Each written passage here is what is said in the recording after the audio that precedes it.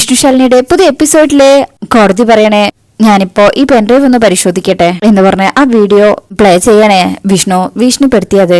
അങ്ങനെ ജഡ്ജിക്കും ഈ കാര്യത്തെക്കുറിച്ച് പ്രതിക്ക് ഇനി എന്തെങ്കിലും പറയാനുണ്ടോ? വിഷ്ണു പറയും വിവാഹം നടക്കാതിരിക്കാൻ വേണ്ടി ഒരു അവസാന ശ്രമം എന്നുള്ള നിലയില് ഭീഷണി മുഴക്കിന്നുള്ളത് സത്യമാണ് സാർ. പക്ഷേ കാർത്തികയെ ദേഹോപദ്രവം ഏൽപ്പിക്കുകയോ മറ്റു രീതിയിലുള്ള ഒരു അക്രമങ്ങളോ അങ്ങനെ ഒന്നും നടന്നിട്ടില്ല സാർ. സാർ ഈ വീഡിയോ മനഃപൂർവ്വം എന്നെ ഈ കേസിൽ പെടുത്താനായിട്ട് ആരോ എടുത്തതാണ്. അത് മറ്റാരും അല്ല യുവർ ഓണർ. എന്റെ ജീവിതം തകർക്കാൻ നടക്കുന്ന ആ ഇരിക്കുന്ന മധുശ്രീയാണ് എന്ന് മധുശ്രീയെ ചൂണ്ടിക്കാട്ടി പറയുമ്പോ പെട്ടെന്ന് മധുശ്രീ ഒന്ന് ഞെട്ടുന്നുണ്ട്. അവള് തന്നെയാ ഈ വീഡിയോ എടുത്തത്. അപ്പോഴേക്കും അമീർ വക്കീൽ പറയും ഡിഫൻസ് കൗൺസിലർ പറഞ്ഞു പഠിപ്പിച്ചിരിക്കുന്ന കാര്യങ്ങൾ ഇവിടെ പറഞ്ഞു ഫലിപ്പിക്കാൻ ചെയ്യാണ് പ്രതി ഇവിടെ കാണിച്ചു കൂട്ടുന്നത്. കുറ്റം മറ്റാരൊക്കെയോ ചെയ്തതാണെന്ന് വരുത്തി തീർക്കാനുള്ള ശ്രമം, താൻ ചെയ്ത ഒരു തെറ്റ് കോടതിക്ക് മുന്നിൽ മറച്ചു പിടിക്കാൻ പ്രതി വല്ലാതെ ബുദ്ധിമുട്ടുന്നുണ്ടെന്ന് ഇതിൽ നിന്ന് തന്നെ മനസ്സിലാക്കാം. അതാണ് നിരപരാധികളായ മറ്റു പലരുടെയും പേരുകൾ ഈ കേസിലേക്ക് മനഃപൂർവ്വം കൊണ്ടുവരുന്നത്. അപ്പോഴേക്കും അർജുൻ ഒബ്ജക്ഷൻ പറയും. എന്റെ സുഹൃത്തിന്റെ വാക്ക് കേൾക്കുമ്പോ എന്റെ കക്ഷിയെ പ്രതിയാക്കാൻ വേണ്ടിയിട്ട് വല്ലാതെ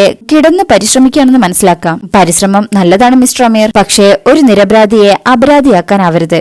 ആ വീഡിയോ മൂന്നാമതൊരാൾ മനഃപൂർവ്വമായി എടുത്തതാണെന്ന് പറയേണ്ടി വരും. അല്ലെങ്കിൽ പിന്നെ മരണപ്പെട്ട കാർത്തികയെ എന്റെ കക്ഷി ദേഹോപദ്രവം ഏൽപ്പിക്കുന്നതിന്റെയോ കൊല്ലാനായി ഏൽപ്പിക്കുന്നതിന്റെയോ ദൃശ്യങ്ങൾ അതിൽ കാണുന്നില്ലല്ലോ. ഇതിൽ നിന്നും മുൻകൂട്ടി നിശ്ചയിച്ച പ്രകാരം എന്റെ കക്ഷിയെ പ്രതിപട്ടികയിൽ ചേർത്താനായിട്ട് ചിലർ കളിച്ച ആസൂത്രിതമായ കളിയായിരുന്നു ഈ video. That's all your owner എന്ന് പറഞ്ഞ് അർജുനോട് ചെന്നിരിക്കും. അപ്പോ കോടതിക്കും പ്രതിയാക്കപ്പെട്ട വിഷ്ണു കൊല നടത്തിയിട്ടില്ലെന്ന് തെളിയിക്കാൻ നിങ്ങളുടെ കയ്യില് എന്തെങ്കിലും തെളിവുണ്ടോ? അർജുൻ പറയും യെസ് യുവർ ഓണർ എന്ന് പറഞ്ഞിട്ട് അതവിടെ സബ്മിറ്റ് ചെയ്യണേ.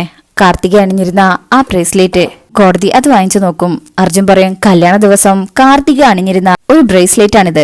ഇത് കിട്ടിയത് PW 8ാം പട്ടികയിലുള്ള മധുശ്രീയുടെയും അന്വേഷണ ഉദ്യോഗസ്ഥനായ ACP ചന്ദ്രബോസിന്റെയും നിയന്ത്രണത്തിലുള്ള ഒരു സ്ഥാപനത്തിൽ നിന്നാണ്. ഇത് കേൾക്കുമ്പോ മധുശ്രീയുടെ ഉള്ളിൽ പേടിയുണ്ട്. ബോസിന്റെ മുഖത്തും ചെറുതായിട്ട്. അങ്ങനെ അർജുൻ പറയണേ അല്പം മുമ്പ് എന്റെ കക്ഷി വീഡിയോ എടുത്തത് മധുശ്രീയാണെന്ന് വിളിച്ചു പറഞ്ഞപ്പോ പ്രോസിക്യൂഷൻ പറഞ്ഞത് നിരപരാധികളായ മറ്റുള്ളവരുടെ പേര് ഈ കേസിലേക്ക് വലിച്ചിഴക്കുന്നു എന്നാണ്. എനിക്ക് പ്രോസിക്യൂഷൻ സാക്ഷി പട്ടികയിലുള്ള മധുശ്രീയെ വിസ്തരിക്കാൻ അനുമതി നൽകണമെന്ന് താഴ്മയായി അപേക്ഷിക്കുന്നു. യെസ് പ്രൊസീഡ് എന്ന് പറഞ്ഞിട്ട് മധുശ്രീയെ വിളിക്കാണ്. അങ്ങനെ മധുശ്രീ അവിടെ വന്ന് നിൽക്കുമ്പോ സത്യവാൻ ചെയ്യിപ്പിക്കുന്നുണ്ട്. അതൊക്കെ കഴിഞ്ഞാലേ അർജുൻ മധുശ്രീയുടെ അടുത്തേക്ക് ചെല്ലും. മധുശ്രീ അല്ലേ?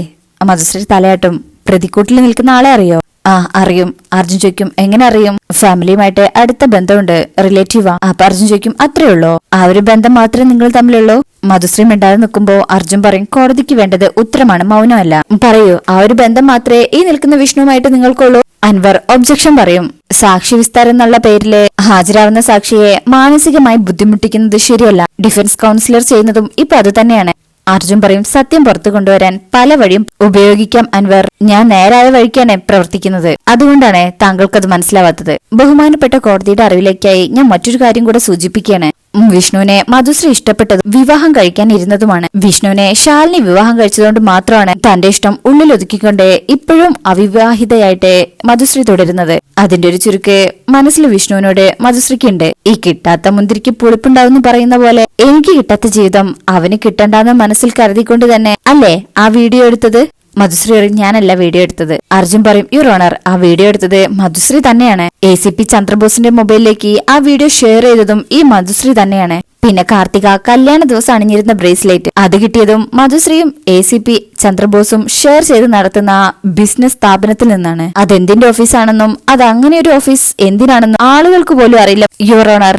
മധുശ്രീ ആകെ പേടിക്കുന്നുണ്ട്. ചന്ദ്രബോസും മധുശ്രീ പറയും ഇല്ല, അങ്ങനെ ഒരു ബ്രേസ്ലെറ്റ് അവിടുന്ന് ആർക്കും കിട്ടിയിട്ടില്ല, പച്ചക്കള്ള ഈ പറയുന്നത്.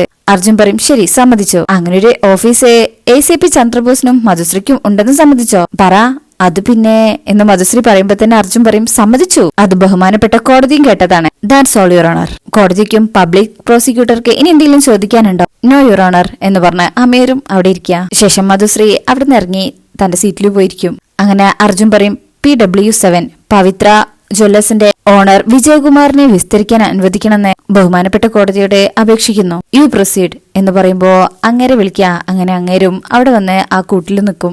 സത്യം മാത്രം പറയുള്ളൂ എന്നുള്ള സത്യവാങ്മൂലവും ചെയ്യിക്കണേ. ശേഷം അർജുൻ വന്നിട്ട് സാക്ഷി വിസ്താരം തുടങ്ങാം. എന്താ പേര്, എന്താ ജോലി എന്നൊക്കെ ഇങ്ങനെ ചോദിക്കുമ്പോ അതൊക്കെ അയാൾ മറുപടി പറയുന്നുണ്ട്. നിങ്ങൾ എത്ര വർഷമായി ഈ ബിസിനസ് തുടങ്ങിയിട്ട്? അപ്പൊ അയാൾ പറയും അച്ഛനായിട്ട് തുടങ്ങിയതാ, ഞാനിപ്പോ അതൊന്ന് വിപുലമാക്കി. എങ്കിലും 10-30 വർഷത്തെ എക്സ്പീരിയൻസ് ഇല്ലേ അപ്പൊ അയാൾ പറയും തീർച്ചയായിട്ടും. ശേഷം ആ ബ്രേസ്ലെറ്റ് വാങ്ങിച്ചിട്ട് അർജുൻ ചോദിക്കും, ഈ ബ്രേസ്ലെറ്റ് നിങ്ങളുടെ കടയിൽ നിന്ന് എടുത്തതാണോ? അയാൾ അത് വാങ്ങിച്ചു നോക്കിയിട്ട് പറയും, അതെ. കല്യാണത്തിന്റെ 3 ദിവസം മുമ്പേ വിഷ്ണുവിന്റെ അമ്മ സത്യഭാമ കടയിൽ നേരിട്ട് വന്ന് എടുത്തതാ. ചന്ദ്രബോസ് ഇങ്ങനെ ഒരു അബദ്ധമായി പോയി എന്നുള്ള രീതിയിൽ തലയ്ക്ക് കൈവെക്കുന്നുണ്ട്.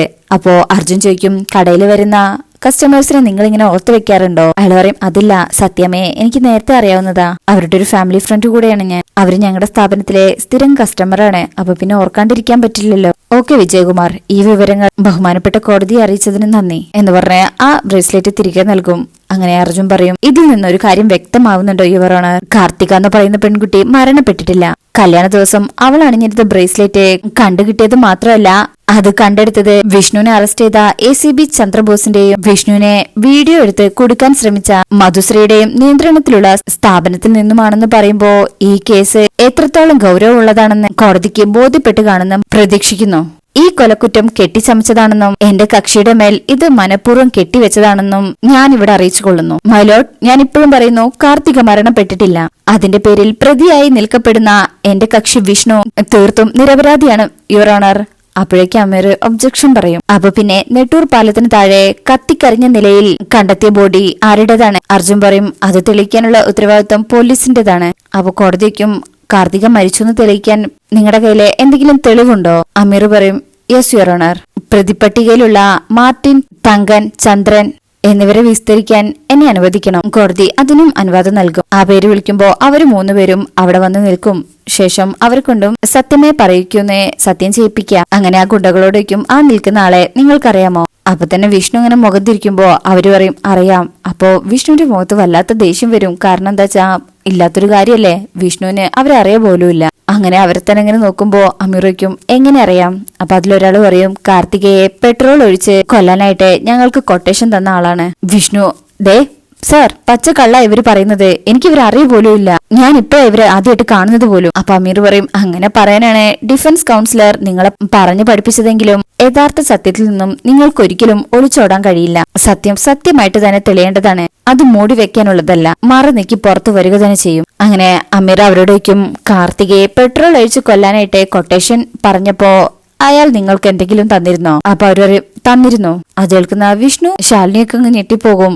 അങ്ങനെ അമീറയ്ക്കും എന്താ തന്നത്?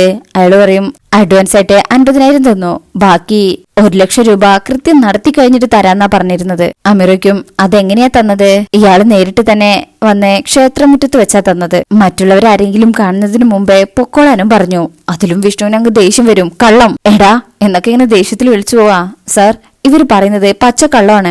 അപ്പൊ അമീർ പറയും, കേട്ടില്ലേ യുവർ ഓണർ, സ്നേഹിച്ച് കൂടെ കൂട്ടിയ പെൺകുട്ടിയെ നിഷ്കരണം കൊല്ലാൻ പോലും മടിയില്ലാത്ത ഒരു കൊടും ക്രിമിനലാണ് ഇവിടെ അങ്ങയുടെ മുന്നിൽ പ്രതിക്കൂട്ടിൽ നിൽക്കുന്നത്. ഞാൻ അറിഞ്ഞിടത്തോളം സ്ത്രീ ഇയാൾക്കൊരു ബലഹീനതയാണ്. അവരെ സ്വന്തമാക്കി അവരിൽ നിന്ന് കിട്ടാവുന്നതെല്ലാം വാങ്ങിക്കഴിഞ്ഞാൽ പിന്നെ അവരെ ഒഴിവാക്കാൻ എന്ത് കളിയും കളിക്കുന്ന തന്ത്രശാലിയായ ഒരു കുറുക്കൻ. മാത്രമല്ല ഗുണ്ടാപ്പണിയുടെ ചരിത്രം പിന്നിൽ കിടക്കുന്നത് കൊണ്ടായിരിക്കാം ഇങ്ങനെയൊക്കെ ചിന്തിക്കാൻ ഇയാൾക്കൊക്കെ സാധിക്കുന്നത്. ഇങ്ങനെയൊക്കെ പറയുമ്പോ വിഷ്ണു അമീറിനെ കൊല്ലാനുള്ള ദേഷ്യത്തിലാണ് നോക്കുന്നത്. അങ്ങനെ അമീർ പറയും, എനിവേ എനിക്ക് പറയാനുള്ളത് ഒന്നേ ഉള്ളൂ. ക്രൂരവും പൈശാചികവുമായ ഒരു ആസൂത്രിത കൊലപാതകം നടത്താൻ പ്രേരിപ്പിച്ച വിഷ്ണുവിന് ഇന്ത്യൻ ശിക്ഷാ നിയമപ്രകാരം ഏറ്റവും വലിയ ശിക്ഷ തന്നെ നൽകണമെന്ന് ബഹുമാനപ്പെട്ട കോടതിയോട് താഴ്മയായി അപേക്ഷിക്കുന്നു.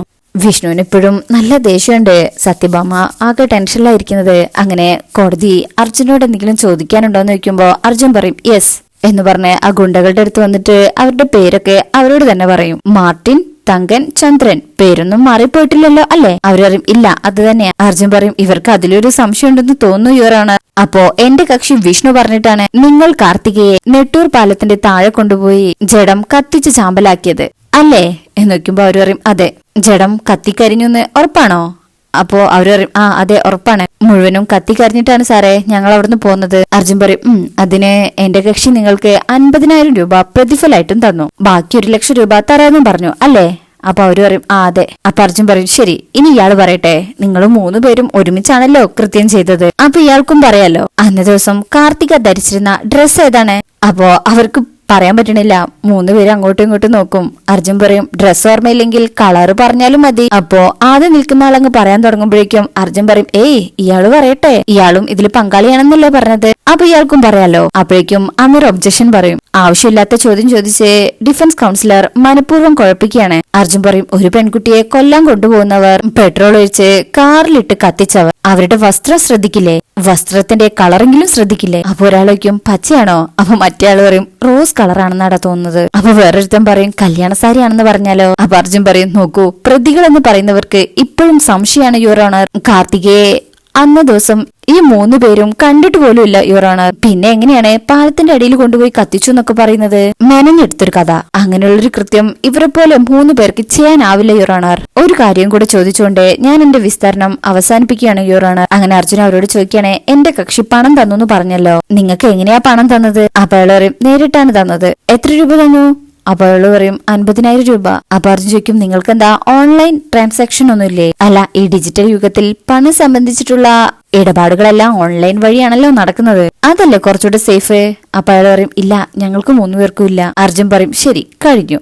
അങ്ങനെ അവരും അവിടെ നിന്ന് ഇറങ്ങിപ്പോവും. അങ്ങനെ അർജുൻ പറയും മൈലോട്ട്, ഇതിൽ നിന്ന് തന്നെ ഇവർ ഈ പറയുന്നത് മുഴുവൻ കള്ളമാണെന്ന് ബഹുമാനപ്പെട്ട കോടതിക്ക് ബോധ്യമാവുകയാണ്. അവർക്കൊന്നും മനസ്സിലായിട്ടില്ല. അവരവിടെ വന്ന് നിൽക്കുമ്പോ ACPക്കും എന്തുവാടാ എന്ന് പറഞ്ഞിങ്ങനെ നിൽക്കുമ്പോ അവര് 3 പേരും തല താഴ്ത്താണ്. അങ്ങനെ അർജുൻ പറയും ഇവരുടെ 3 പേരുടെയും ഓൺലൈൻ ട്രാൻസാക്ഷൻ ഡീറ്റെയിൽസും ഇതിൽ തങ്കർ എന്ന് പറയുന്ന ആളുടെ അക്കൗണ്ടിലേക്ക് 50,000 രൂപ ക്രെഡിറ്റ് ആയിട്ടുമുണ്ട്.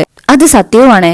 ഇത് കേൾക്കുമ്പോ വിഷ്ണു അപ്പൊ ഒന്ന് ഞെട്ടിപ്പോകും. പക്ഷെ അത് അയച്ചിട്ടുള്ളത് PWD 8ാം സാക്ഷിയായ മധുശ്രീയുടെ അക്കൗണ്ടിൽ നിന്നാണ്. അത് കേൾക്കുമ്പോ മധുശ്രീ അങ്ങ് ഞെട്ടിപ്പോവും. അപ്പോഴാ മധുശ്രീ തന്നെ അത് ആലോചിക്കുന്നത്. അർജുൻ പറയും ഇതിൽ നിന്നെല്ലാം കൂട്ടി വായിക്കുമ്പോ എന്റെ കക്ഷിയെ മനഃപൂർവ്വം കൊടുക്കുവാൻ നിയമത്തിന്റെയും അധികാരത്തിന്റെയും പവറുള്ള ഒരു പോലീസ് ഉദ്യോഗസ്ഥന്റെ കൈയും മധുശ്രീ എന്ന സ്ത്രീയുടെ വൈരാഗ്യ ബുദ്ധിയും പകയും ഉണ്ടെന്നുള്ളത് വ്യക്തമായി മനസ്സിലാക്കാവുന്നതാണ്. പിന്നെ കൊലപാതകം നടക്കുന്ന സമയത്ത് എന്റെ കക്ഷി വിഷ്ണു കല്യാണ മണ്ഡപത്തിലായിരുന്നു തെളിയിക്കാൻ മണ്ഡപത്തിലെ CCTV ദൃശ്യങ്ങൾ ഹാജരാക്കാവുന്നതാണ്. അപ്പൊ അമീർ പറയും ഒബ്ജക്ഷൻ യുവർ ഓണർ, ഈ പറഞ്ഞതെല്ലാം കെട്ടുകഥയാണെങ്കിൽ നെട്ടൂർ പാലത്തിന് താഴെ കാറിൽ കത്തിക്കരിഞ്ഞ നിലയിൽ കണ്ടെത്തിയ ബോഡി ആരുടേതാണെന്ന് പ്രതിഭാഗം വക്കീൽ പറഞ്ഞു തരേണ്ടി വരും. അർജുൻ പറയും അത് കാർത്തികയുടേതല്ലെന്നും കാർത്തിക ജീവിച്ചിരിപ്പുണ്ടെന്ന് തെളിയിക്കാനും എനിക്ക് ബഹുമാനപ്പെട്ട കോടതി 15 ദിവസത്തെ സമയം തരണമെന്നും ഞാൻ താഴ്മയായി അപേക്ഷിക്കുന്നു. അങ്ങനെ അർജുനും അമീറും അവരുടെ സീറ്റിൽ പോയിരിക്കും. കോടതി വാദപ്രതിവാദം കേട്ടതിനു ശേഷം ഈ കേസിന്റെ ഹിയറിംഗ് അടുത്ത 15 ദിവസത്തിന് ശേഷമുള്ളൊരു